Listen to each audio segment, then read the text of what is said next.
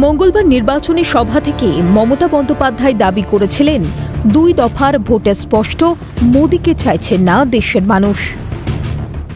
India তৈরি করে দিয়েছিলাম আমি এবং ইন্ডিয়া অ্যালায়েন্স তৃণমূল কংগ্রেসের দায়িত্ব নিয়ে জোটও তৈরি করবে দেশে এবং ক্ষমতাতেও আনবে। মনে রাখবেন, আজকে দেশে আওয়াজ উঠে গেছে, প্রথম ফেজ, সেকেন্ড ফেজ। বিজেপি গেছে, তাই ভয়ে কাঁপছে, বুক দুত্তুর করছে, ভাবছে আর কি করা যায়, জোর করে কি করা যায়। ইলেকশন কমিশনের রিপোর্ট পেয়েছে, ভোটও কমে গেছে, মোদি বাবুকে লোকে আর গ্রহণ করছে না। লোকসভা নির্বাচনের প্রথম ও দ্বিতীয় দফায় কত শতাংশ ভোট পড়েছে মঙ্গলবার সেই তথ্য প্রকাশ করেছে নির্বাচন কমিশন। প্রায় 6% করে ভোটদান বেড়েছে।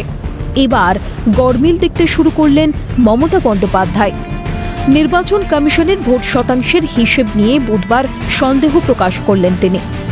বললেন, রাতে নাকি গণনা কেন্দ্রে ঢুকে তালা ভেঙে মেশিন বদলে দেওয়া হচ্ছে। এত বড় অভিযোগ করছেন নিজেই, অথচ চালালেন মানুষের নামে। কে চিপগুলো তৈরি করেছে?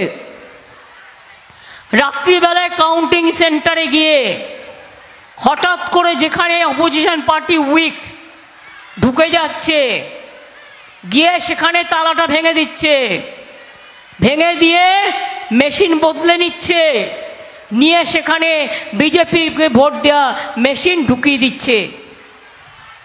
মানুষ কিন্তু এখন তাই বলছে, সন্দেহ দানা বাঁধছে। এই বিষয়ে প্রশ্ন তুলে নির্বাচন কমিশনে চিঠিও দিয়েছে তৃণমূল, কিন্তু এটা তো চিরকালের চেনা ছবি। ভোট শেষ হওয়ার সময় নির্দিষ্ট সময়ে ভোটের হার যা থাকে, ভোটদান সম্পূর্ণ শেষ হওয়ার পর বেড়ে যায় সেই ভোটের হার। গরমের সময় চলছে তীব্র দাবদাহ, ফলে সকালের দিকে যেমন ভোটদানের হার থাকে বেশি, তেমনই শেষ বেলাতেও ভোট দেন বহু লোক।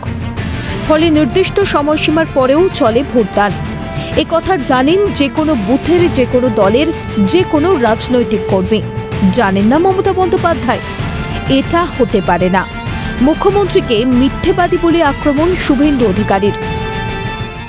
নির্লজ্জ মুখ্যমন্ত্রী মিথ্যাবাদী।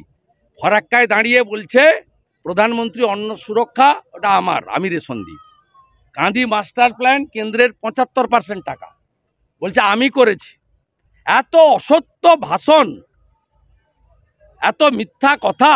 বুঝতে পারছেন পায়ের তলা থেকে মাটি সরে যাচ্ছে, সেটা তো ওনাকে এত দৌড়তে হচ্ছে। তবে কি ভোটদানের হার কম দেখে উল্লসিত হয়েছিলেন যে নেত্রী, তিনি এখন কি ভোটদানের হার বেশি দেখে পড়ে গেছেন উৎকণ্ঠায়? দেশের মধ্যে ভোটদানের হারে এগিয়ে থাকে বাংলা, তাহলে কি পশ্চিমবঙ্গ নিয়েও দুশ্চিন্তায় নেত্রী? তাই কি ইভিএম বদলের অভিযোগ তুলে এখন থেকেই নেমে পড়ছেন দায় এড়ানোর বল চেষ্টায়? Bureau report, Calcutta news.